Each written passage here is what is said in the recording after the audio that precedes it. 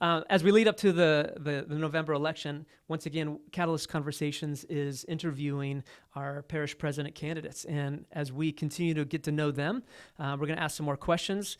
And we want to find out and have a great conversation with Mr. Wayne Landry here.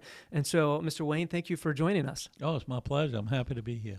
So as I was saying in the beginning, we really want to get to know you. And I've been here for about 18 years. And I think I've only met you twice. Wow. In all of those 18 years. And so a couple things that I wanted to ask, but before we get to some of those deeper questions, I really want to get the beginning. I want to know where you came from. Who are you and what have you been doing? Where did you grow up? You know, who is your family, your parents? Do you have siblings? Do you have kids? What are these things that we need to know about you? Or I would like to know all of those things about you. Well, great. Well, first of all, I do appreciate you guys doing this so the public can get to know us a little better as well. First of all, my parents were Floyd Landry and Josie Landry. I had 3 older brothers, and unfortunately, my oldest brother is no longer with us. He was Floyd Landry Jr., and my father has passed about almost 6 years ago, actually. So my other brother's Bobby Landry, who used to work at Valero Oil. It was Murphy Oil Company and then Valero. And my brother Kerry, who started off working at Electric Coal Plant and now works over at Rain C.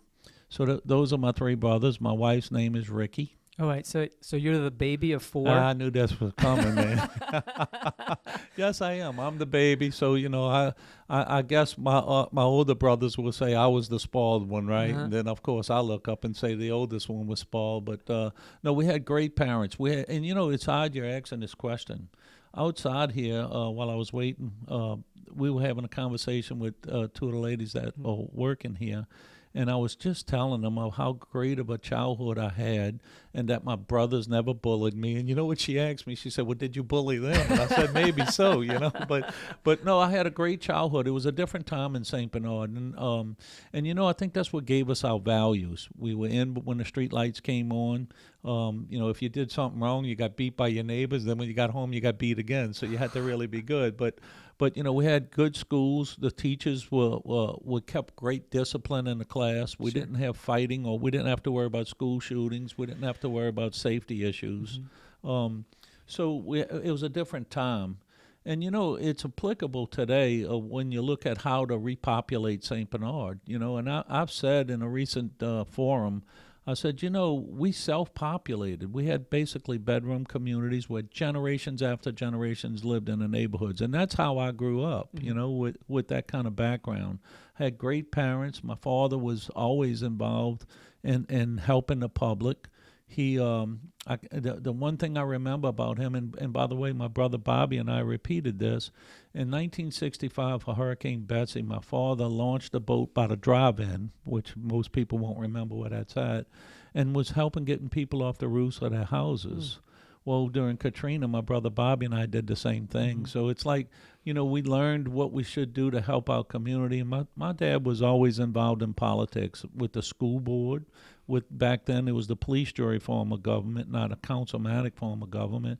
And I guess of all my brothers, I'm the one that inherited a gene that wants to help people. So that's I guess how I got started, if you will, in trying to perform public service to help folks. And that's I guess who I am and where I came from. Sure. Well, kind of. That gives us a snapshot. Was your dad a police jury? Yes. Okay. Yes. How long was he? Oh, I knew there would be a test in here somewhere. No, I'm kidding. Guess. No, I don't know. He was on a school board for probably 8 to 10 years, and then I assume he was on the police jury about equivalent amount of time, and then the form of government was changed, and of course my dad, oddly enough, ran for parish president, for the first parish president that was up there. It was my dad and Lindeen, and Lindeen prevailed. Okay. Yeah. Interesting. So then, school, you grew up going to school here? Yes. Actually, during that time was when the segregation battles, because that was in the 60s, right? So I went to Bournemouth Elementary School. In fact, the school that is now Willie Smith is where I went to middle school. Wow. Yeah, it was back then. It was Milledorn School. Right. So, and then from there I went on to St. Bernard High School. So from St. Bernard High School, which I graduated in 3 years, don't ask me why I did that, but got out a little bit too quick, really. Went on to University of Southwestern Louisiana in Lafayette, where I received a degree in public administration, and I had a lot of minors. I minored in police administration, I minored in history, accounting, and actually in French, which is odd because I used to be able to speak and write French fluently, and now I can hardly speak English. So, from not using it, you lose it. But yeah, I had, and after that, I was interested in some other areas, so I went on to Tulane actually, and I wanted to learn some things about paralegal studies, so I took some paralegal courses at Tulane, and my parents wanted me to be a lawyer, and I didn't really want to be a lawyer, which I'm glad I'm not a lawyer today, but and I wound up getting in the healthcare business, and from that, but that's kind of my education. So when did you start in healthcare? Was that the first? Well, let's go backwards a little bit. Tell me about your work experience. Did you work growing up? You said you were in the house by the lights when the lights turned on. When the street lights came on. Yeah, but did your dad have you working as well? Were you mowing lawns? Well, I think those were actually our first jobs were like throwing a newspaper back then. You were a newspaper boy. Yeah, not very long, mind you. But for a very brief point in time, and which was a lot of fun to us. That really wasn't work. You ride and you could throw something at the house, right? Sure. And not get in trouble. So one of the few times you could do that. Exactly. No. So when I was in high school, I actually started working. There was a nursery down on by the fork of the road called Shawkey's, where they sell plants, right? And so I took a job there with two friends, and we would work a little bit after school, but on the weekends, watering the plants basically, and tidying things up, picking up the fallen leaves and stuff like that. And then when I got out of college in 1982, and after that, I worked for a company called Bow Brothers, a construction company. It was very tough work. I was what's called a rod buster, which means we would carry reinforcement steel all day, then bend over for the rest of the day. Tying it, had some great friends that are no longer with us down here that I worked with, and it was tough work. So that was in 82. So at the end of 84 is when I took a job to finally use my degree, as everybody else has troubles using their degrees nowadays. I had the same trouble, but I never quit. I'm not a quitter. I didn't give up. And at the end of 84, early 85 is when I actually got into the healthcare business, and it was almost self-taught, if you will, on the beginning. And then from there, I guess I developed a lot of companies, and at one time in 1990s, around 93 or so, I actually was the CEO of 23 different companies all at the same time. I had half the floor in the Galleria as my office, and there was a lot of hard work, and I think I learned so much of what not to do, if you will, but you get a good feeling on how to treat, over 700 employees. You have to be firm but fair, you have to be equitable. You have to make sure everybody's in a great work environment to be able to get things done. Sure. and meet the goals of the organization. So we were very successful. And in fact, that's kind of what contributed me to getting involved in politics, because once I was able to actually have some free time and didn't have to worry about gaining money, right? I wanted to give something back to where I live. And after Katrina, I think it really made me dedicated to doing some good things for our parish. In fact, it's a great segue to tell you, look, no good deed goes unpunished. Let me just mention that for a second, because after Katrina, I was very concerned about a lot of our friends moved away. We thought it was temporary back then. I was really, remember, I grew up in this community, and I loved how this community was, and I could see it falling apart. My brother moved to Pearl River. My other brother moved out of St. Bernard. It just was a hard time to look and see everything you love kind of fall apart. So anyway, I believe there were four main things we needed to get our community back. We had to have good schools, which I have to tip my hat to the school board in Dorisville. They did a great job getting the schools back online. We had to have some semblance, if you will, of a police presence for safety, and so the police department basically never went away. So that was pretty good. We needed a functional government, although they were in trailers at the time, and there was a lot of assistance from the federal government and our neighboring states, which really helped our government along. And then the fourth component was healthcare. And I really believe that a lot of our older population couldn't move back without health care, and a lot of the younger population with young kids couldn't move back without health care. Mm-hmm. So I took it upon myself to run for the council with two main goals. The first goal was to build a hospital for the people of St. Bernard, and the second goal was to basically watch the finances of the government, because I knew it was a critical time for us, and we had to make sure every penny counted. So long story short, and this may help actually dispel some myths and rumors out there. Long story short, there was no FEMA funding at all for the hospital because the parish didn't have a hospital prior to the storm. So there was no FEMA funds applicable. Right. So I had to put together roughly $92 million to build this hospital. And it wasn't an easy task. And look, by the way, let me preface all of this by saying I never did it alone. We had a lot of help from different folks. Fred Everhart was one of them that helped, and George Kavanagh. They were both on the council, and they were always a steady vote, as well as a guy named Kenny Henderson when it came to votes for the hospital, pretty much.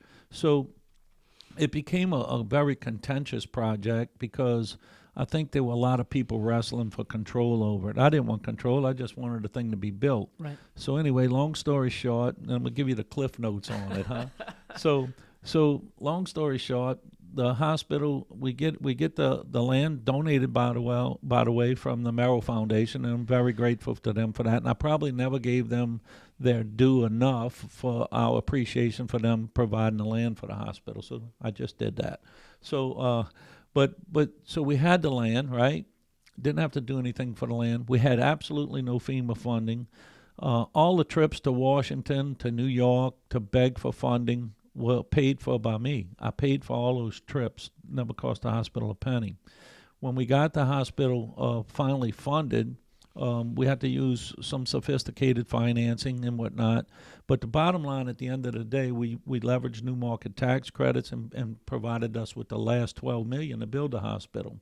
But at the end of the day, the hospital had absolutely no debt then, never ever had debt. It was paid for, 100% paid for by all the funds that we were able to put together. So there's a misconception out there that the hospital was in debt. There was no debt on the hospital. Now, here was our problem. Our problem was we had all the money to build a hospital and equip it. Now we have a building, right? But to make it an institution, we needed to have money to cash flow it, because as any new business starts up, you're burning jet fuel in terms of expenses, but we have to have the cash to pay for the salaries. We have to have cash to pay for the materials, the supplies, et cetera, et cetera. So we went to the people. The people passed a millage for 10 years. And what we did with the millage, and this is another fallacy out there, if you will, people don't understand, the millage was to provide that startup capital in order to get the hospital to the point where it could break even and then sustain itself. So anyway, we took the millage, which was a 10-year millage, and we converted it into a revenue bond, basically. And we said to the banks, basically, look, every year in January we're going to collect almost $3 million, let's say. That's not exactly the amount, but let's say it's almost $3 million. And what we're going to do is we're going to get the money now, today. Mm-hmm. So on the books, it's carried as debt. But in truth, it's phantom debt because it's paid off every year with the millage. So when you hear people say, oh, it was $30 million in debt, no, it wasn't. That's what it was. It was that millage paying for it. And a lot of people don't understand that, but that's how that was. Now, I will tell you this, just to be also fair, we only had one real problem with the hospital, because in 2015, our hospital was recognized as the #1 hospital in this region. So I was very proud of that. We beat Ochsner. It's in the newspaper. It's a federal study, not ours. Sure. from the federal government. So we beat all the East Jefferson, West Jefferson, St. Tammany. We were the #1 hospital back then. So I was proud of that. But the problem we did have at the hospital is we had a dysfunctional computer billing system. And I took full responsibility for that. So what that caused us was a cash flow problem. So while we were theoretically making money, we were having such a hard time collecting our money that it kind of looked bad to a lot of people. And of course, politically, you'll hear all that coming out as we run for this office. But at the end of the day, it's saving lives. Sure. And one of the things, like, this is one of those things where no candidates are talking about any of that stuff, and I'm trying to stay away from some of those. Sure. You can have those at the debates and the forums. Absolutely. And your marketing and all that stuff. Right. I really want to get to know you. Less about your record, because we can look that up. I want to know, where did you learn how to become an entrepreneur and a CEO? That's a good question. I think hard work. But I had a great mentor. I teamed up in around 1987 or somewhere around there.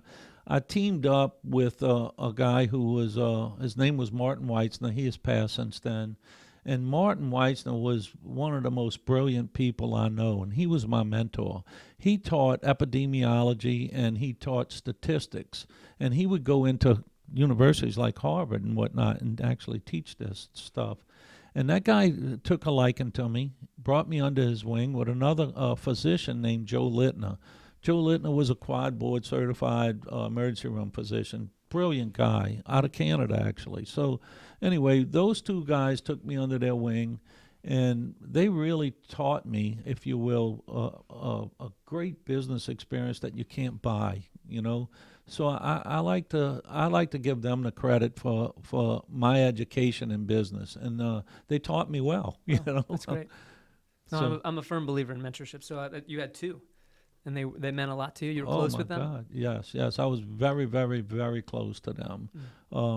They treated me like I was one of their own, In fact, Martin used to tease my dad, saying, look, if you don't want him as your son, we'll take him, But no, and look, just to kind of, if you don't mind me going back a little bit, the reason I told you the hospital story, because I believe that tells you who I am. No, yeah.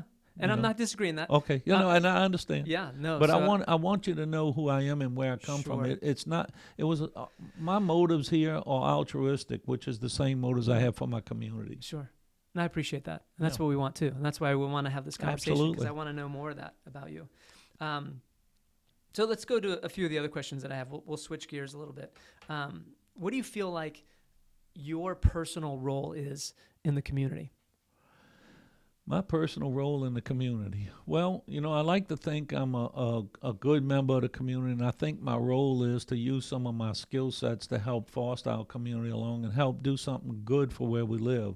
I want to make a difference, so I think my role in this community is to make a difference. All of the things I've learned, and I may have said this earlier, not only what to do, but what not to do, I think helps us. As when we were young, we all listened to rock and roll, and now today I listen to soft rock at best, right? So when we get older, sometimes our motives change. Sometimes we look back and we want to say we want to leave better than when we arrived, And hopefully we all say that. Yeah, well, I have to believe that. I'm a kind of an optimist about those kind of things, And I know it's not 100% true, but I'd like to think my role would be to help our community be better when we leave here and move on than it was when we got here. And let me tell you, that I set the bar real high for that because, where I grew up in St. Bernard is just a place that I'd love us to get back to, It was just such a higher quality of life and all the natural resources we have here. It's an incredible parish that we have. So I think that's what my role is, to do my part, whatever that might be, to help us get to that. So when you talk about you want to give something back, and you mentioned that earlier, and you want to make a difference, can you point to like one or two things where you can look back and reflect and say, you know what, I made a difference here? And maybe not necessarily in political office or paid office, but just generally all over. Like, can you say, like, this is where I feel like I was able to make a difference? Well, I think obviously in the repopulation of St. Bernard, I'm not taking credit for the full repopulation of St. Bernard by any stretch of imagination, but I do feel like I played a significant part in it.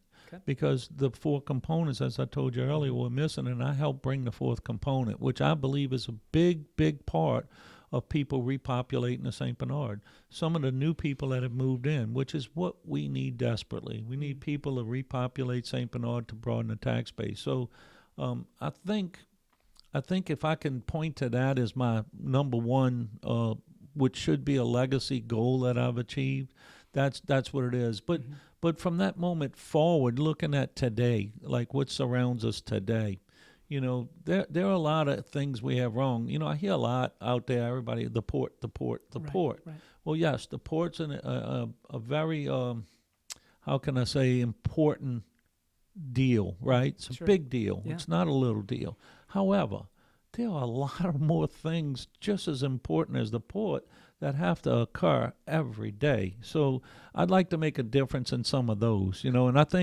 I think when you look at things that are going on today, like the fire department closing fire stations, and look, I'm not taking political jabs on this show because we passed the fire tax, then we closed fire stations. That's not my whole purpose here today.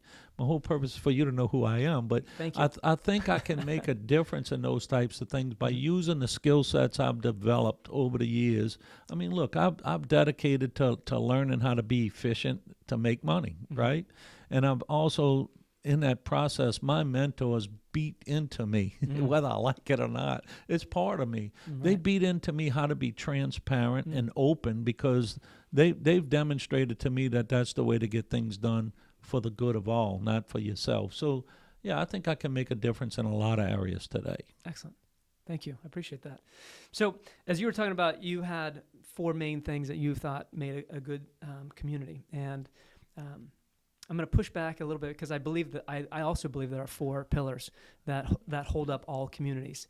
And I always put the hospital, and I appreciate that you put the hospital separate because it's close to you. It's part of your heart. It's who you are. And I appreciate that was extremely necessary for our community. But I would also put that under safety. And I think that there's one thing that's missing, and I'm actually going to tackle it at the end. But let's talk about some of these four pillars. I think I knew the fifth pillar you're looking for. We'll get there, though. So the first pillar I want to talk about is government. What do you think the role, not your role, but the role of government is locally here in the parish?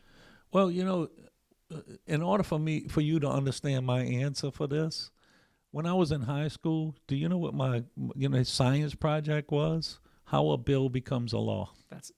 Okay, so I was always interested in government. So I want you to know that background because that's probably why I got into the curricula I did, because I wanted to learn. The major and the 7 minors that you had? That's exactly right, So, but I was in school a long time, though, I really was. I wasn't a normal 4-year guy. But that's okay. I'm the same way. Okay, so, but I want to learn, just a little quick sidebar, I like to, on the computer now with the internet, I like to study quantum physics, and that's what I do in my spare time. Okay. Yeah, so, which is not much lately, but, anyway, I think my role in government. Not your role. No. I think my understanding of the role in government. Good. And I'm sorry, I misspoke there. But I'm thinking of the right way to put this, the right way to articulate it. See, I don't believe that when you're elected, and now all of a sudden you get all the wisdom you need. So I don't believe you're supposed to do what you want to do in government. You see, I'm a real unique cat. I believe that you're supposed to be there for the will of the people. I'm a real patriot. I just believe in our United States Constitution, and obviously our state constitution and our charter. But as we talk about the role of local government, right? And I'm assuming that's what you want to know, not the role of national government. I don't want national. I want local, because that's what impacts us. Exactly. So I'm going to focus on that, but it's almost the same for me. I believe that when we elect government leaders, we're basically electing them to carry on the will of the majority of the people. Now, having said that, if that is the role of government, then, a long time ago, Hobbes and Rousseau and all them great political philosophers said that, the way government began is people came together and surrendered certain rights for the good of the whole, right? And then in turn for that surrender of rights, the government would provide certain things, such as safety, such as clean air, clean water, and those types of things, and order, because and it's almost applicable today, because they knew that when people live in close proximity to one another, then inevitable disputes would arise. Sure. And so the role of government would be to solve those problems. So I think the role of government is to provide basic fundamental services, but I think the role of government should be to be as least intrusive as possible, but yet protecting all the rights that everybody has that are inalienable, in theory, I should say, because it doesn't seem like that nowadays. But that's what I believe the role of government is. It's to provide those basic freedoms as well as services as well as protection. So that's what I believe the role of government is. That's great. I appreciate that. You're a well-read man. You're a well-spoken person. You are an entrepreneur. You're all these things.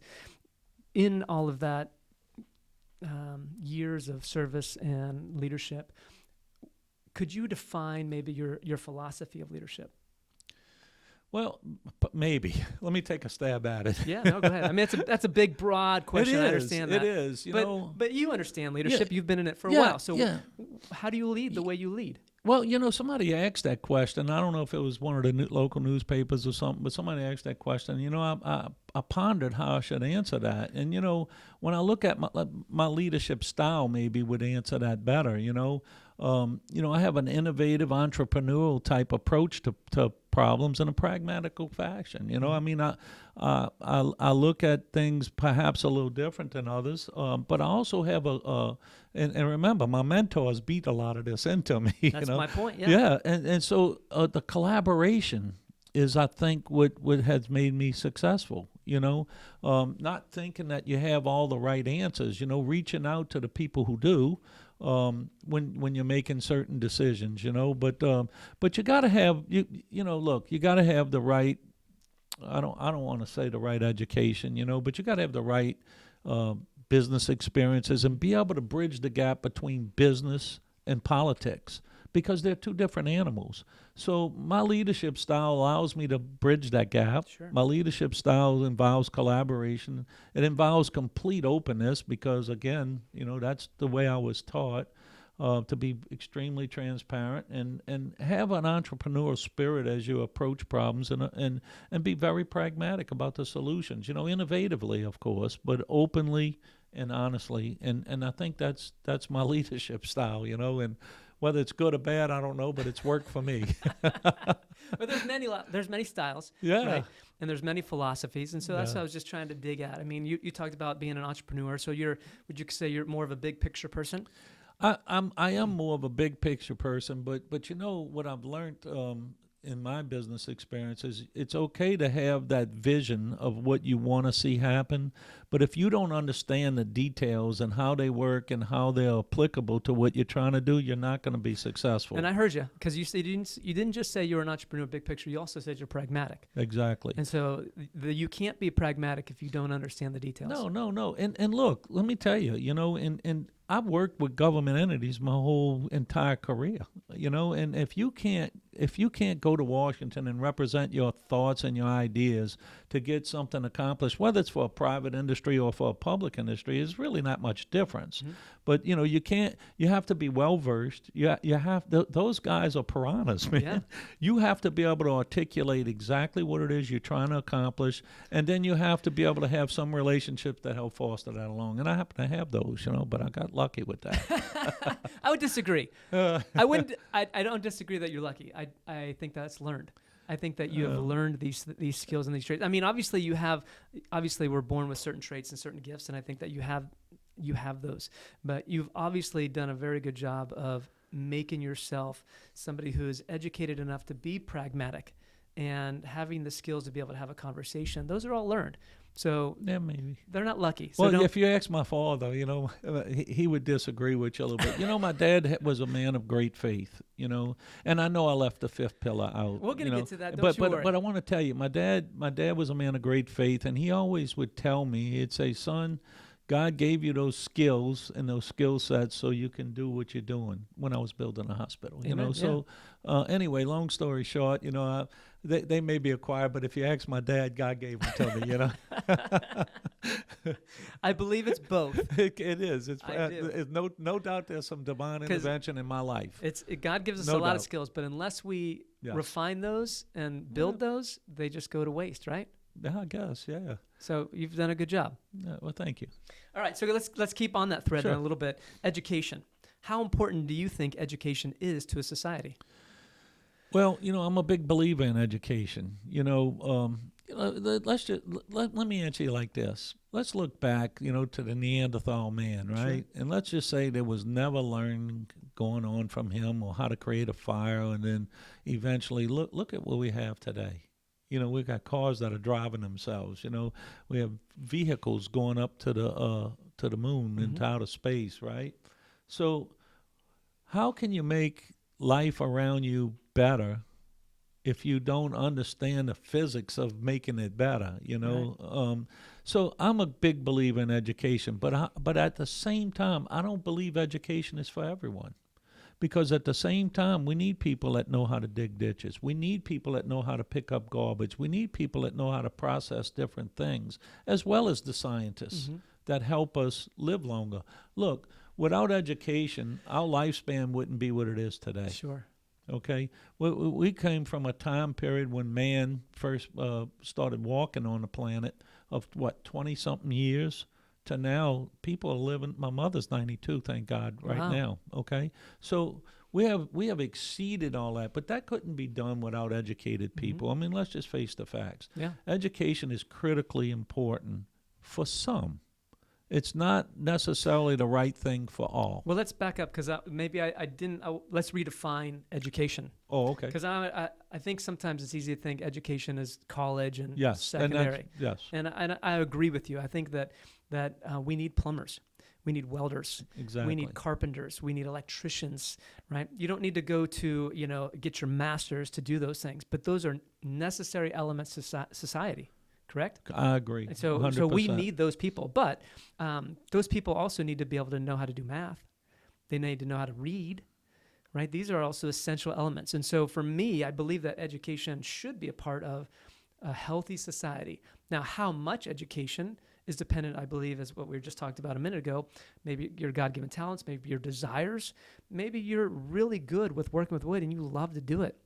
Do we force you to go to college? Right? I think that's probably some of our problems. We're forcing people to do things that they're not gifted or have a desire to do, but they're guilted into something that leads them into depression much later on, or debt, even worse. Well, free will. Let me tell you, free will. If you recall, I mentioned to you that my parents wanted me to be a lawyer. Yeah, I'm not a lawyer. That's right. So free will has to come into play too at some point in your life as an adult, right? Yeah. You have to make those choices. I mean, life is a bunch of choices, you know, Right. and you suffer the consequences, good or bad, of those choices. So, yeah, I mean, I agree with you about everything. In fact, I was basically saying the same thing. You know, Yeah. you need all these other functions in I just life. wanted to define the word so that anybody's listening didn't misunderstand what you're saying. Oh, okay, great. Because, you know, there's a lot of experiences that can be said that's an education. You know, that could be said. Experience is an education. Mentorship is an education. I was about to get to that. You know, but the best education I ever had was my mentorship. You know what I mean? So your best education you have is when you're a young child, where your values are basically instilled in you for the first time from your parents. That's an education. You know, I was an altar boy. All my brothers were altar boys, right? So my parents were people of great faith, right? So we learn things, you know, about things we can't understand. Right. And that's where faith begins, right? When you can't understand. So, you know, we learned a lot of things from a lot of different ways. But, you know, in general, if you're not interested in self-educating or something like that, you know, or even formal or some of the various forms we just touched on, you know, it'd be hard for you to improve from where you are without a change of some sort. You know, and that's just my take on it. Well, I would agree 100%, and I think that change is necessary. I think that growth is necessary. I mean, if we just look at life, Yes. into quantum physics and all these things, Yes. right? Before Yes. that, like if a tree stops growing or, it starts to die, right? And plants stop growing, right? There's a necessary pattern within the world, within the framework of how it's designed, that we are supposed to continually be growing. And so for me, as human beings, we're all supposed to have personal growth. And I think it was Truman who said that, I'm paraphrasing him here, but he said, not all readers are leaders, but all leaders should be readers. And so you're somebody who I would assume believes in that, correct? Of course, Yeah. of course. And it's always an expansion of your knowledge base. Let's just say, in my mind, But it's funny. While you're saying all that, I'm thinking, you want to know who I am, and when I talk about, what I like to do in my spare time, right? Well, I'm a fun guy. I come across as arrogant sometimes because my confidence level is so darn high. It'll come across as arrogant, right? Yeah. So but I can't help it. Look, I race cars for a hobby. I race top dragsters. That's Okay. what I do for a hobby, right? Right. So I like to have fun. Sure. But, it's very hard sometimes when you achieve a certain level that you don't come across the same, Sure. right? And and getting to know who I am, and that, I don't know why you just reminded me of that, but you did when we talked about education, because that too, believe it or not, educates you. Educates you on how to be humble when you lose. It educates you how to be a little bit more competitive, and it helps educate you to put yourself in a winning position. And that's by doing everything right? So, I mean, that too is an education, Sure. second to none, Right. believe it or not. So I just wanted to throw that in while we was talking about that. It's made me think of it. I don't know why. Well, that's an interesting point that you bring up. It's hard, I think, for certain leaders, most leaders, who especially are at higher levels of leadership, CEO, government, these type of positions, that you talked about it, that so many leaders struggle with ego. Yeah. And I think it was Marcus Aurelius who talked about the only people that holds us in check is ourselves. Because when you're a CEO, who's going to tell you, no, you shouldn't be doing that? And so what are the things that you do to make sure that you hold yourself accountable? Well, that's an awesome question, and I'm going to tell you why. My mentors would always that's who would hold me in check, right? But they did it in such a graceful way because they did it in a positive way. The people that hold you in check, in my opinion, in government, are your constituents. That should be who holds you in check. Obviously, we have a strong president position in parish government, in the councilmatic form of government. The president is a very strong component, if you will, of our government. The council is a legislative branch only of government. So all the council can do is legislate. When I was on the council, though, I felt like we had an oversight responsibility to keep the president in check, and we did. Sure. But so, you cannot. What I've learned as a CEO, and one of the most valuable lessons, because we had customers, right? That's what we did. We were in business to make money. What I've learned is, if you're not satisfying your customers, you're not being successful. And when you take care of your customers, the money comes. So it's the same way for me philosophically in government. Who holds me in check? Well, when you're not pleasing the masses or the public, that means you're not doing something right.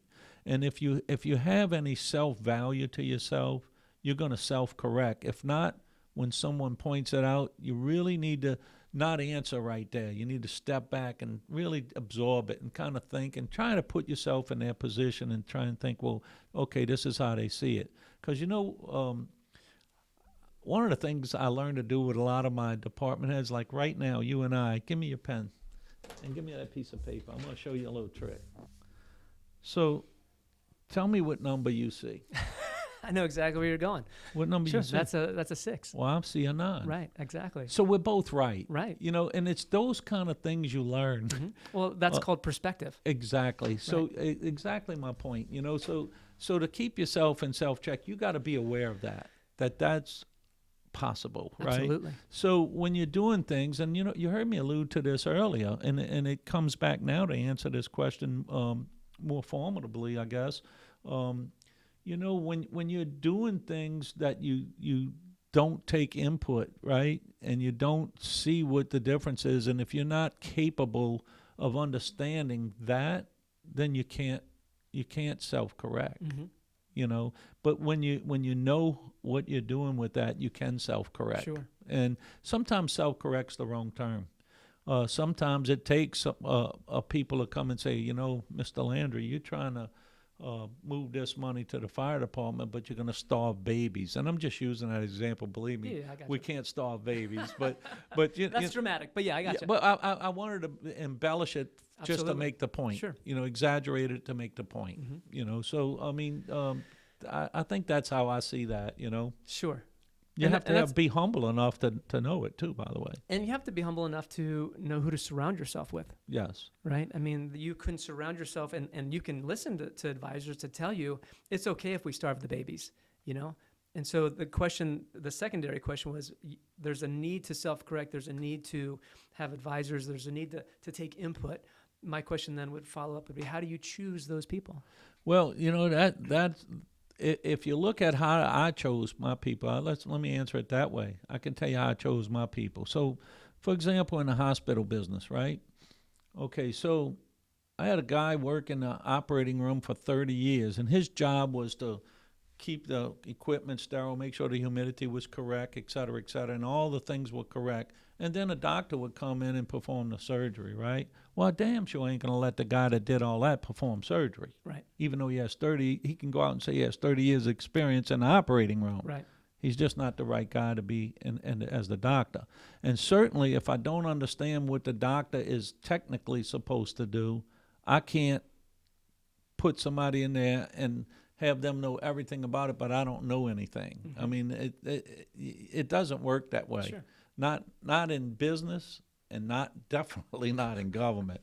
And when you look at some of our greatest leaders in government, and I'm not going to say names because people are polarized sure. on which leaders they like, right?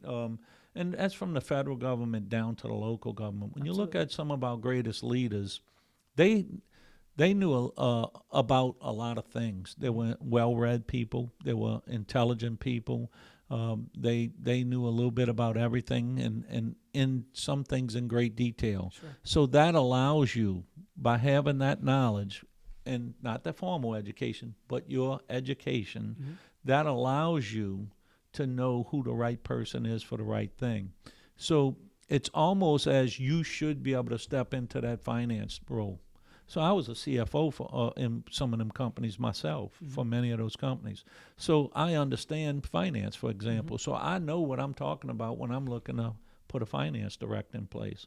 I know if they're doing their job right. Mm-hmm. I know if the budget's being handled right because I have that knowledge. Now, do I know all the exact laws that govern finance? No, I know a lot of them mm-hmm. from my experiences, but there are some little nuances, if you will. Like, for example, if you go plus or minus 3% over in a budget, you got to make a budget amendment because it's government money. You Sure. got to be real careful how you deal with those things, but you have to know that. Right. In order to be able to hire somebody. You can't just say, oh, this guy's a great accountant, I'm going to put him in that role. He'll fail. Right. You know what I mean? So you have to know that, like recreation and all that. And those are the functions of government, water board, all those types of things. So it would be a fallacy to say, well, you don't know anything, but you can put the right people around you to do something. No, you won't know if they're failing. And so I think that's how I look at that. Sure. So basically, let me put it in perspective. You believe that it's important to have a general understanding of all the departments, and even enough understanding that if need be, you could jump in that role for a short time, but still lead everything. Is that what you're saying? Almost, because what I guess I'm saying what I think is a little more intense than that, because when anybody can have a general knowledge knowing that the finance department handles the finance. Sure. That's not enough. You know what I mean? You have to know more about it, as I articulated. But, everybody knows the recreation department deals with the parks, et Right. cetera, et cetera, but that's not enough. Uh-huh. You know what I mean? You have to have a little bit more in-depth knowledge Okay. about those departments, Gotcha. in my view. No, Let's say it that way. Yeah, I think that's great. Yeah. So based on that, one more question based on who you surround yourself with. Do you have people that you surround yourself that disagree with you? Absolutely. Those are the most valuable ones, actually. You know what I mean? Because if you remember earlier when we went through that little exercise about number 9 and number 6, right? Really, if you surround yourself with yes men, you're going to fail. It's a question of when. It's not if. And believe me, when I first started out, man, I thought that was the way to go. I wanted to be right? But no, you want to be right, but you can't be right by having everybody tell you you're right. And my wife keeps me in check enough to know that, right? but no, you can't do that. Mm-hmm. Yeah, that would be a big mistake. And there are millions of examples of leaders who failed because of that. Yeah. There are millions of examples of governors that actually, not in our recent past, that didn't know what they were doing. So what they did is let all their yes men run, all the department heads did what they wanted. It was a catastrophe for us.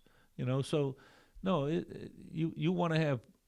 Remember when I told you the collaborative input? Mm-hmm. Well, that's where it comes in. Yeah. You want all the input you can get. And then from that, you're going to at least know the consequences of making a decision. Whether it's right or wrong, it gets proven out, down the road. But you got to be accountable for your decision. Everybody in government should be accountable. You mentioned your wife a minute ago. What's your view of family? Well, everybody has a hierarchy of what they believe in, like God, family, in that order, right? And then where you live, where you work, and all the way down to what pet you have, right? But my view is family is such a great support tool. It's I mentioned earlier I was an altar boy, so being people, all families of faith have a different view of what the family structure and component is. I'm sure everybody in every family has a black sheep, right?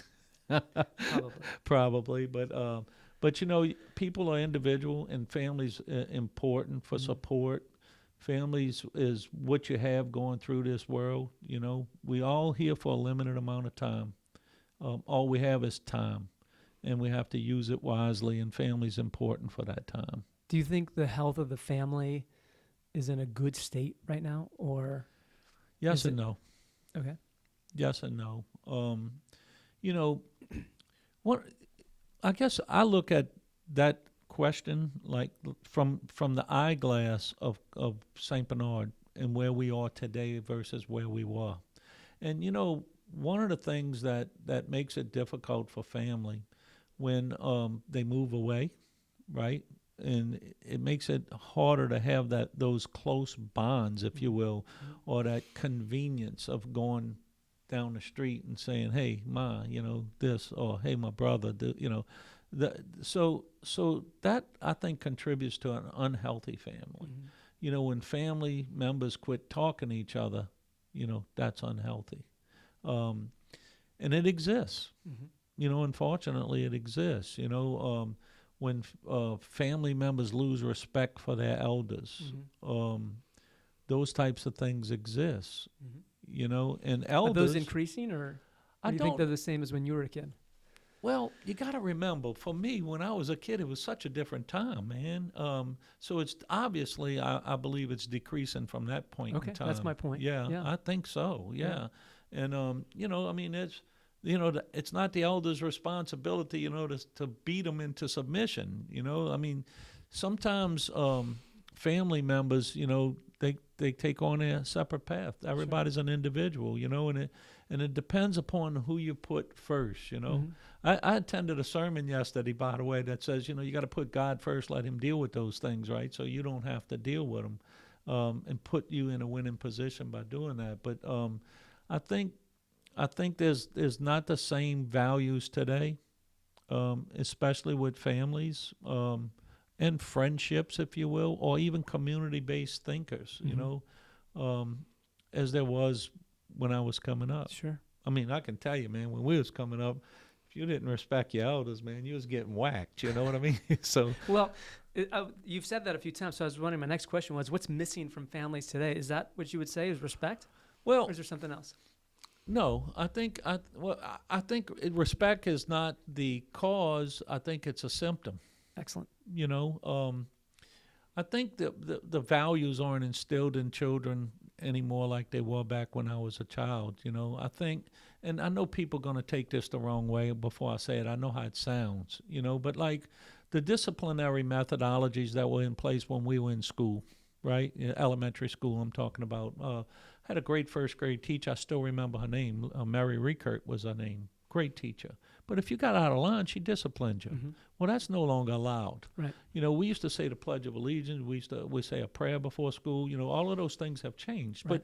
But and is any one thing the cause? Absolutely not. I don't believe it was one thing. But there's a difference in how kids are being raised today.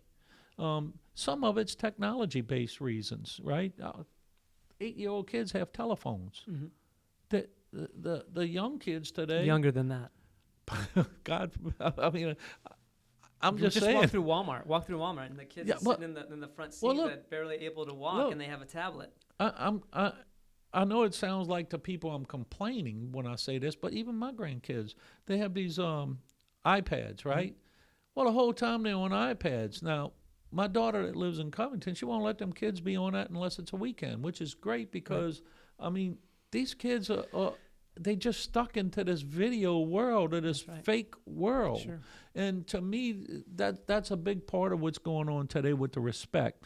You know, the social skills aren't there. Mm-hmm. You know, the interaction with others is limited now. You know, when we were kids, we was outside playing with every neighbor we had that was our age, right? Some of them a little older, some of them a little younger. But the point is we had interactions what taught us social skills, you know. These kids today, they're on these video things, whatever you call them, but that's what they know. Well, Ian, think about this. I mean, and this is one of my hot buttons, so I'm going to talk just for a second. You know, there's a Harvard study that talks about children from the age 0 to 5 is when they have 80% of their brain development. And so it's by 5 years old that, and you talked about values, that you learn the direction or the course of your life from that point forward. And so whatever you're learning from 0 to 5 starts off the course. Now, you can change, but it's much more difficult to change your life years later, and if you've ever failed or done something where you had to change, right? It's difficult. But from 0 to 5 is a crucial stage of life, and then you gain another 10% over the next 7 or 8 years, something like that. So what you're learning as a young child determines, you know, what you're going to be like as an adolescent, as a teenager, as an adult. So the question would be then, what are kids learning from 0 to 5? You know, well, unfortunately, most kids are learning what they have in front of them on a tablet. We've lost the day where me, like you, we would go outside, and when it got dark, you know, the sun went down, or you heard your dad whistle, you'd have to come back. But my friends were 2 years younger than me, 2 years older than me, my age. Like, you just found things to do with the people that you lived around, and that's where you learned your social skills. That's where you learned, you know, how to fight or get over the disagreement, right? You learned these things. We're not teaching those to our kids today. You know, I believe in that study 1,000%. Lexus and Lacey, my two daughters, when they were young, I never had to beat them or anything like that, but they knew there were consequences to their actions. I would just look at them a certain way, and they would do what was right. That's right. You know,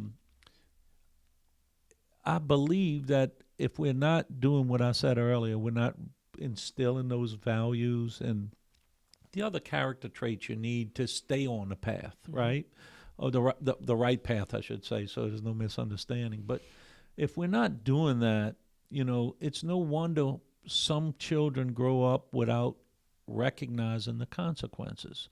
And, you know, we have major drug problems down here in St. Bernard Parish. I mean, we can't deny it. You know, it's rampant. Some young kids are losing their lives, you know, and it's not just their life that they're affecting, it's their whole family. It never does, yeah. And it's the community, That's right. So So it makes you wonder. It makes me wonder sometimes if the values would be instilled differently, and the disciplinary things were still in place, and the formalities of when we went to school would still be in place. Would we be able to reduce some of that and keep people on that right path to know that their moral compass knows the difference between right and wrong? I don't know that answer, but it makes one think about it. I would push for that, but let me ask you this: you said values. Give me 2 or 3. What are 2 or 3 values that have been lost that you think we need to get back? Well, I think everybody's value that's been lost for the most part. If you believe anything in some of the local studies and statistics that come out, some of the local values are a total lack of regard for authority, if you will, a total lack of discipline, and a total lack of faith. And I think there's all those things to me contribute. I could just name probably many just sitting here, but I think they all have something to do with each other. They do. And I think when it kind of gets exponential when you get to a certain level, Mm-hmm. if you and then there's a total. Speaking of the word value, is people's own self-worth of themselves, like the value they have for themselves. Mm-hmm. And I think that's huge because, if you don't have any feeling of self-worth, right, well, then you don't have any reason to at least grow a little bit or at a minimum stay where you are if you're on a good path. Well, that's the neutral. I mean, what if there's the opposite, where you have a negative message that tells you you're not good enough? Why even try? And I think some of those issues lead to the negative message. Mm-hmm. I really do. And that's when I said it's exponential, because once it starts going down, gravity takes over, so to speak, and it drops. You know what I mean? And that's just, it's probably not a good analogy, but that's the way I see it. No, I would assume. I mean, I use the analogy of and I put this in faith, but like personal growth, all these things. It's like being in a river. Life is like swimming upriver. Like you always having to work to get upriver. The moment you stop swimming, what happens? You float downstream. I like that. And so we have to be at a place where we're all willing to fight for what we know we need, because it's not just going to be given to us. And unfortunately, we live in a world of entitlement, of victimhood, and those are 2 things that were never part of the values that we grew up with. No. And so those have been learned traits that have been taught to people. And so if we want to change that, we have to be willing to fight against those things, and not just fight against, but fight for something. So let's keep going on, because this leads us right into the natural path of the next thing, and where I think the 4th pillar is, and you call it the 5th pillar. So I'm okay with that. Tell me about what is the role of religion and faith in a community? Well, I think, I've kind of probably answered that in 5 different ways already. I know. That's why I wanted. Yeah. Singular question. Yeah. So the singular question is this, I think we all need that cohesiveness. And I think one of the major roles is bringing people together, holding them together with common values, common ideals that actually make us all better people. We have probably tens of thousands of laws on the books, right? If not more. If not more. I don't even know the answer to that, but let's just say it's many. And we've got 10 laws to live by, by using faith. Mm-hmm. And if you stop and ever think that if everybody, without fail, followed those 10 laws, you'd probably have a much better community. Could you imagine? If I'm answering honestly, no, I can't imagine. But while I can't imagine, I certainly have an imagination, right? You're a builder. You should be able to see that. So you'd have to really I am a builder, by the way. I used to hold a contractor's license, so I could do my own construction on my own facilities. But at the end of the day, I think if you put it in that perspective, and that answers what role faith plays. Right. And you mentioned that study again, the 0 to 5. Mm-hmm. I mentioned to you, all my brothers and I were altar boys. Mm-hmm. We didn't wake up one morning and say, I want to be an altar boy. We were taught Mm-hmm. We learned. Yeah. So, when you look and put it in the perspective of the 10 commandments versus the 10 million laws, and again, I'm exaggerating for clarity, but I think it speaks for itself what the value is. It's not just a meeting place where you go and you say hello to your neighbor. It's a place to go and really stop and think about who we are, who we want to be, and how we get to be that person. So that's what it is for me. Is there a difference, in your opinion, between faith and religion? Yes. Okay. Describe those, please. Yeah. Well, the first one, it's easy. My dad used to always tell me, and I mean always tell me, because when I was young, I would question faith, being completely candid. My mother would get so frustrated with me, and I know she's going to see this and say, "Yeah, you're right," but I would question it. I'd question faith, and finally, when I really learned about faith, was when my father said to me, he said, "Son, where understanding ends, faith begins." And that made me take a deeper dive, right? So I think that's how I defined faith, Okay. right? Sure. And so it's up to you individually to find out what faith means to you. Mm-hmm. But you got to take that deep dive to find out. And then religion, on the other hand, there are many forms of religion, and that's why I immediately said, they're different, right? Because there are many forms of religion. I don't believe all religion that's out there is, I don't want to say right, because it's right for whoever's practicing it, right? But some forms of religion aren't really getting you in touch with back to what's right and wrong in terms of moral compasses, in terms of what the tablets presented, right? So that's why I see a difference. There's some of those things are disingenuous, I think, and that's just my belief. And there's a huge difference, and I think if you know the difference, then you can walk a better path. That's great. Okay, so then even personal, I'm going to go more here. Can you describe your faith? Well, I can tell you I accept God as my Savior. I believe in God. I believe my brother and my father are sitting up there in heaven overseeing me. I believe we should all try to live more like what the commandments want. I don't always, never always did. But like I told you earlier, when you're young, you listen to rock and roll, and as you get older, you might even go into easy listening, right? So, and I don't have any fears. The name of my race car actually is No Fear. And I don't have any fears. If I leave this world, I don't have a fear. I know I'm gonna go to a better place. And it's more than, for me, just having some faith. I'm not a preacher. I don't go out and preach the word. Maybe everybody should. I don't do it. But I do pray. I pray for the sick. I pray for the people who seem to be irreparably lost. I'm not the guy that's out there sitting in the front pew of church every Sunday. I go to different churches, not the same church. To contrast that, for me, my father was in church every morning at 7 o'clock, right? So, I think for me, that's the best way I can describe it.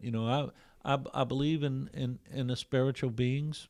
I believe in life after death, and I believe that if you accept God and you acknowledge you're a sinner, which I have, and I just did it again actually, so I'm gonna get extra, Dad. But no, I think if you believe in those things, that brings you closer to a strong faith. Right.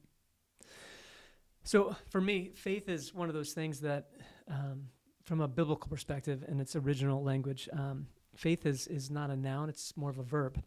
Yeah, right? It's how we live. And so there's several themes within the scriptures that talk about this is how to live out your faith. And so I wanted to ask you basically just a few of these, narrow them down to just a few words and just describe them for me and what they mean to you and how you maybe apply them. So there's the biblical worldview of character. Describe what character is and what that means. Well, to me, character is kind of like what I just told you. Character is when you practice things when nobody else knows you're practicing them. and not have to sit in the front pew of the church being the preacher. Right. That's my simple few word definition of character. Okay. It's what you do when nobody's watching you. And would you consider that the same, or would you expand on the word integrity? No, I think integrity is a little bit different. Okay. It is similar in one fashion, that it's always what you do when nobody's watching, but it's also what you do when everybody is watching, because integrity is being open, honest with who you're dealing with. Being, everybody uses the word transparent. I call it openness and honesty, right? It's being accountable, integrity, to me, because there are consequences more than whether or not I pray by myself. There are more consequences, if you will, to you when you lack the integrity. It's not bearing false witness, right? It's being honest. That's to me what integrity is. Excellent. Yeah, it's well, Jesus says, let your yes be yes, and your no, well, no. There you go. I'm not as eloquent as Jesus, but that's correct. It's saying the truth. Yeah. And it's being truthful, actually, right. to me. It's not really saying the truth. It's being truthful. Living truthfully. Absolutely. All right. Well, then on that a couple more. Personal responsibility.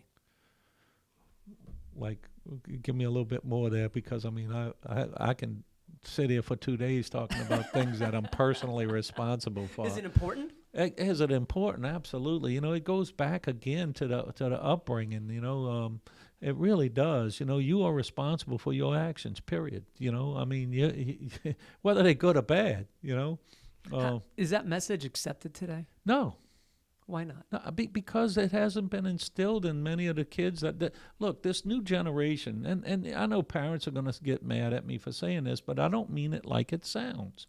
The generation today is different than the generation it was. And look, some of it is because the economy for people, the economy individually, my mom worked after we got a certain age, basically. But prior to that, she stood home. In those years where it was important to us, she was home and was able to raise us in such a way that all my brothers, turned out to be nice, good young men, well, except for me, right? But no, they all turned out to be really good, productive citizens, let's just say. Including you. Including me, and I know that they're proud of all of us. Yeah.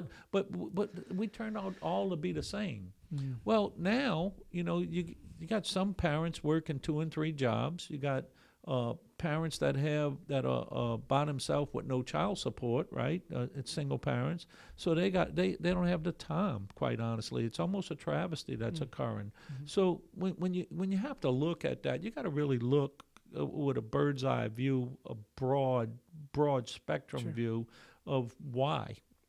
I don't think it's any one thing to blame. Well, isn't that the old saying? It took the straw to break the camel's back. Yeah. Right. And it's never one thing. No. It's never, we're going to attack this one thing and the culture is going to be different. It is a basket full of problems. But we got a lot of problems in our society, and a lot of those problems, the reason why some of the problems, in my opinion, my view, the reason why we experience some of the things we're experiencing in our community is because they snowball. They get exponential. You remember when I used the gravity analogy? So when a family gets in that situation and gravity takes over, it just gets worse. Yeah. And then they lose hope. They lose faith. They lose everything. They give up. Not all of them. Some of them give up. And then what happens? You got bad, dire consequences. So how do we as leaders promote or influence the necessity for personal responsibility in your citizens' lives? Well, it's like, look, mental health, has a big part to play in this, right? Because people get depressed, right? Mental health facilities, when you spoke earlier about some of the things government should do, and I'm not saying government is the fix-all, they're not. If you're looking for government to solve all your problems, you got bigger problems than can ever be solved, because that's not the function of government. Right. However, when we talk about government providing services and leaders, now we're talking about leaders, right? Leaders should lead to get services for those types of people. And I'm using mental health as an example. And it's almost like you can use the animal shelter for an example, right? We got an animal shelter. We don't have enough volunteers to help all the stray cats that come in, right? We don't have vets that come to it. So what do leaders do? Leaders put together volunteers. Leaders put together vets that come in, or schools that have veterinary class come in and help. It's the same thing for people, really. You know, and I know people are going to say, look, he compares cats to people. No. The point is, it's all the same. You know, you gotta take the initiative if you're a leader to try and help those that are less fortunate than you. Because, but by the grace of God, we all go that way, right? So, so what you have to do is you have to be able to pick up those members in your community that are not doing as well. And I'm not saying give everybody freebies. I'm saying give them services that possibly could help them. Give them opportunities. Give them a hand up instead of a handout. Yes. Okay. Yeah, the handouts won't work. That's been proven, I think, through my entire life. But you know, we as a community, we're only as strong as our weakest link, and that's as strong as our weakest community member. Right. And we should have, you know, remember earlier when I told you the great philosophers, what their theory was on how government was formed for the greater good, right? So we all have to get back to the value system of what we have for our society we live in. Well, and there's an old saying that you probably grew up learning, or maybe it was later. I hope it's not from like the 20s. I don't think you're that old. No, I'm not. But you know, there's an old saying, especially when it comes to community, that if you give a man a fish, you know, and if you teach a man a fish. Exactly my point. And I think that's where we have to get to, and I think that in a lot of aspects of leadership, we have failed. You know, the government has failed. Maybe education has failed, and from my, as a pastor, I can say this, that the church has failed. I believe that the church, you've mentioned a lot of biblical themes throughout your interview here, and I think that the church has failed because it's the church, and it's through faith that you learn your identity. It's through faith that you learn who you are, who you were created to be as well, not just who you are, but the mission that you have and the purpose that you have for your life. We have so many people today that struggle with insecurity, with negative messages, with depression because they don't know what to do. You know, where am I going? And I think that we have failed as a society because, in my opinion, the fourth pillar is faith. And we have, for a long time, you know, for many years, it's not just something that has recently happened, but for many years, this has been building up, as you said, drop it, gravity, or like a snowball. It moves exponentially. Once you start taking God out of, you know, essential elements and you separate it, it's its own little entity, and no longer is it a part of government leadership. Is the leaders that are in government making decisions based on faith, not necessarily bringing the Bible into government, but are the people that are leaders, does God move their life? Does it guide their life? Is it a part of their decision making? Because if it's not, they're not going to make decisions based on faith that is best for the community. They're going to find that understanding elsewhere. And the same thing where I understand you have a separation of church and faith, and so there's faith was taken, you know, kind of been taken out of schools. You said it, you used to pray, right? When people are like, well, it's a big deal that you prayed, but you did it. It was a part of what you did. It was a part of your structure of life. And we've taken that out of everyday children's life. Now, it's not one thing, but it is one of the things in the basket that has been taken out. Yes. That people thought, well, this is regular, this is normal, I'm supposed to have faith. Where today, do kids believe that they're supposed to have faith? You know, that's a great question, and I think when you take that out of the basket, that's one of those elements of learning. And look, my biblical references to you today is because of yesterday in church. That's what some of the sermons was, but it also was because I thought it would bring clarity for you. Sure. Because I want to acknowledge I'm not the guy sitting in the front row of church every week, right? But I am a person of faith. But I use those references because they're so applicable to some of the questions you ask, and there's no other explanation sometimes for things, you know, where understanding ends. Mm-hmm. Yeah. You know, but, you know, when we go and look why we learned the value systems we have, right? And I know for my brothers and I, it is because of the way we were raised. And those things, to use your analogy, were in the basket.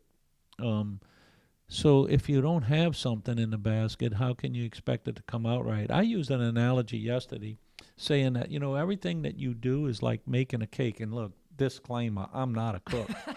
But if you put all the ingredients in at the right quantity, Yep. and you mix it together the right way in the right process, and you bake it for the right amount of time, there's a high probability that cake's going to come out good. That's right. If you don't do that, it's possible that the cake's edible, but it's not right. And that's the difference. So if you're not putting all those right ingredients in at the right time, maybe your cake's a cake, but it's not the cake it should be. Sure. And this is straight from the Bible. I mean, use an analogy of a cake, but this is Deuteronomy 21. I right? didn't do that on purpose. Moses says, that God says, if you follow these rules, if you follow these things and you guard them, you protect them, and you live these out, you will receive these blessings, which is kind of like, cause and effect. If you do the right things, good things will happen. And then he says, but if you don't do these things, he calls them curses. But if you don't do these things, if you lie, cheat, and steal, what happens? You will face consequences. And that's where I think we've lost a lot of these things in public life. We've lost a lot of it in culture and society. Well, look, I'm not a perfect man, right? None of us are, just so you know. Well, I don't know. If you get on Facebook, there's a lot of perfect people out there, I've lied and cheated before, but you know what? In the court of law, Jesus dropped all the charges. So, and we all have to, it's not, what's funny to me, it's not important that everybody else knows that, but it's important that I know it, that, I try to become better. And now at my age, right, when I was younger, it was easy to lie. And even early on, it was easy to cheat, right? And I'm talking about with my spouse, right? But you learn what not to do, and you self-correct, and you ask for forgiveness, right? That's called conviction and guilt. Yeah. We've given those a bad name, but they're necessary. Well, but I'm not perfect, and I'm, to be honest with you, there are a lot of perfect people on Facebook, in case you don't have it, but no, I'm not perfect. I'm not a perfect man, but I've learned, and I've walked the straight and narrow for over decades now, so it over a decade, easy, right? But it's just something about how you were raised, and most people want to be fake. They want to say how perfect they are. I'm not perfect, but I do care, and I do care about who I am, and I do care about who I influence. So, but I guess that's worth a mention, since you wanted to know who I am. That's who I am. I'm an imperfect man, just so you know. but I also like the drag race, and I don't have any fear about anything, because I have my beliefs in order, I think. That's awesome. Well, then I'll give you the last question, if you have a question, and then the last word. Oh, I get to ask you a question. Yeah. Well, you've asked me a lot about where I came from, who I am, and whatnot. Perception is reality. I'm prefacing all of this for your question, sure. Okay, right? Great. So, what do you actually think that we need in our community to make it a better place that would subscribe closer to the values we're all seeking? What would you think this community needs? Well, that's easy for me. I think it's faith. I want an expanded answer, though. No, I will give you an expanded answer. I mean, and we've kind of been discussing. I've interjected a lot, and so I appreciate you letting me jump in, because I believe that as a nation, we have our faith and our organized religion has decreased exponentially. I mean, national polls show that 36% of the population is attending some type of church. That's extremely low as compared to 10 years ago and 20 years ago, where it was in the 70s and percent, almost 80%. So we have dramatically, exponentially decreased. In this parish, I've been trying to calculate my own numbers and looking at the churches and calculating how many people are going there. And so I think pretty realistic, if not on the high side, we're about 4,000 people that are attending some type of religious service every week. 10%? Less than. Whoa. Right. And so we wonder why we have issues with kids not respecting authority, with disrespect, with, what were some of the other things you said? Discipline.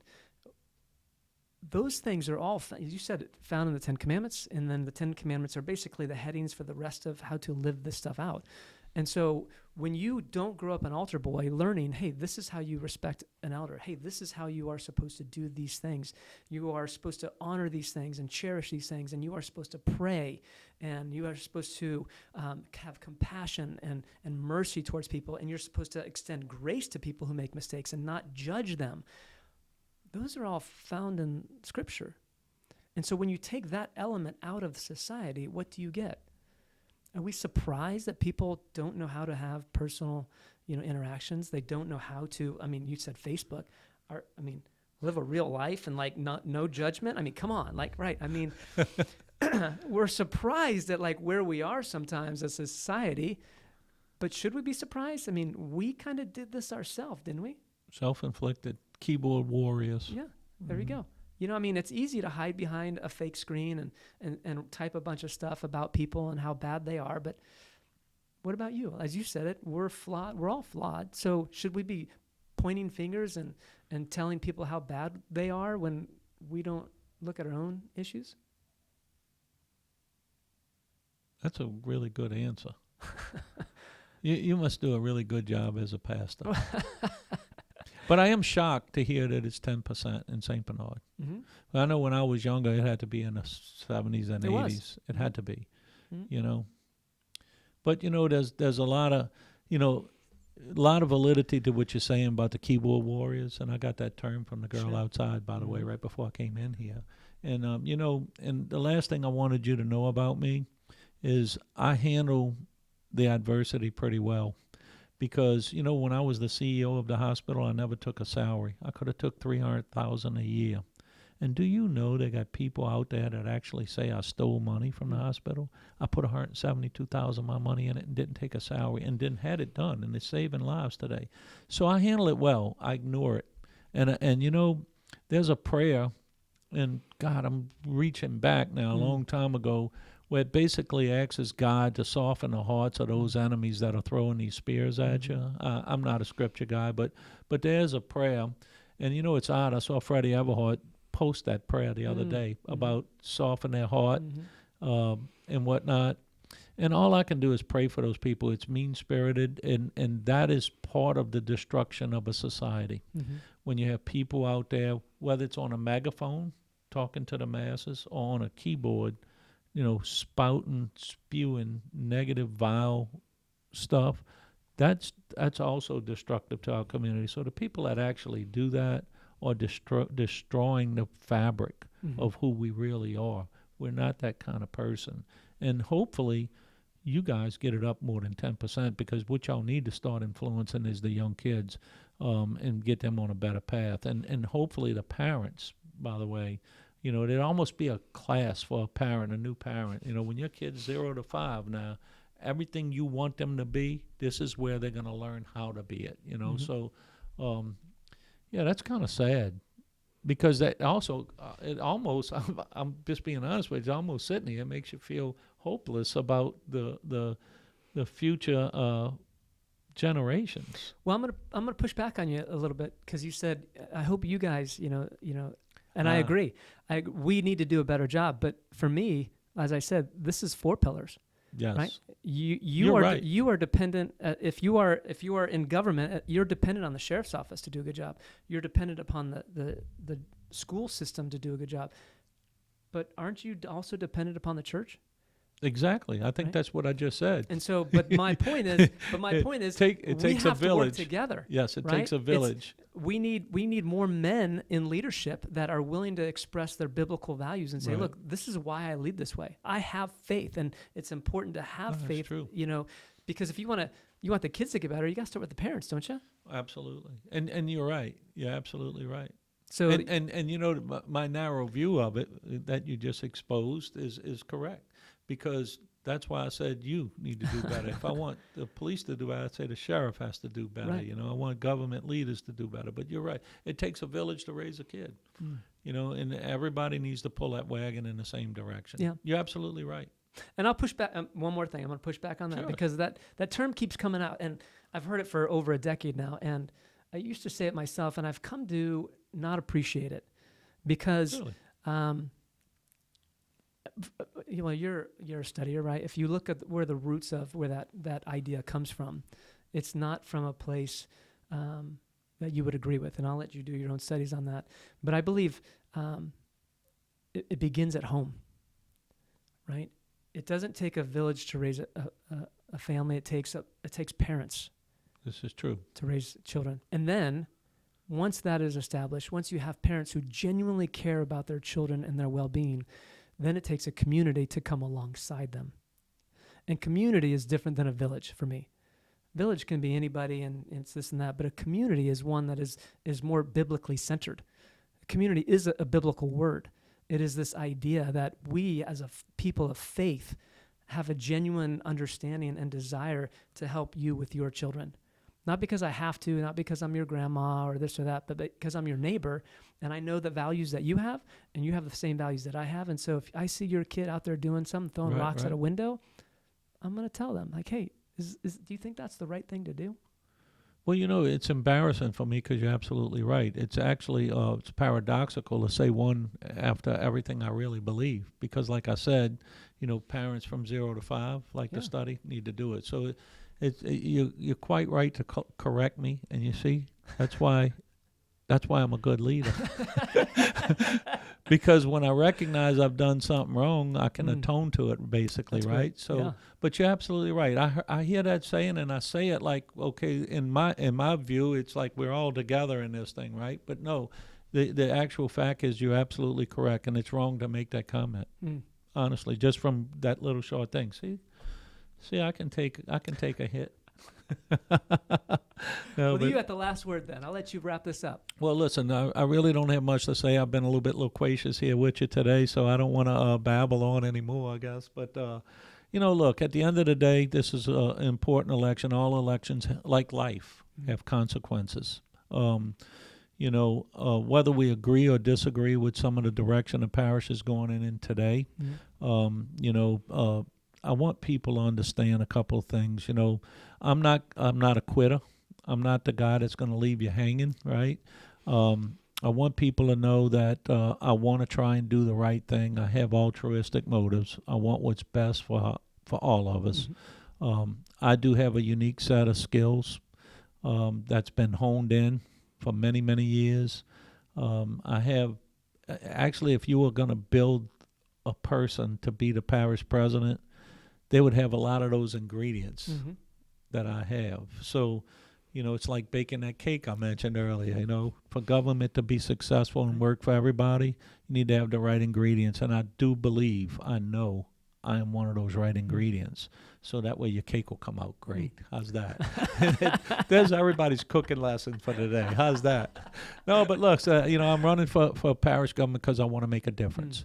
And I want us to leave this place better than what we found it. And, I need everybody's help to do that. And if they see fit, I don't want people to vote for me because they know me or because I'm a fun, loving guy and all that. No, I want you to vote for me because you really, truly believe I'm the best guy for this position at this point in time. And that's all I ask of the people. Do their homework, make a decision, I'll respect that decision. Yeah. Wayne, thank you. My pleasure, man. Merci beaucoup. Il n'y a pas de quoi, man. All right. I appreciate it. This was great. We could say it in Arabic, too. I speak a little bit of that.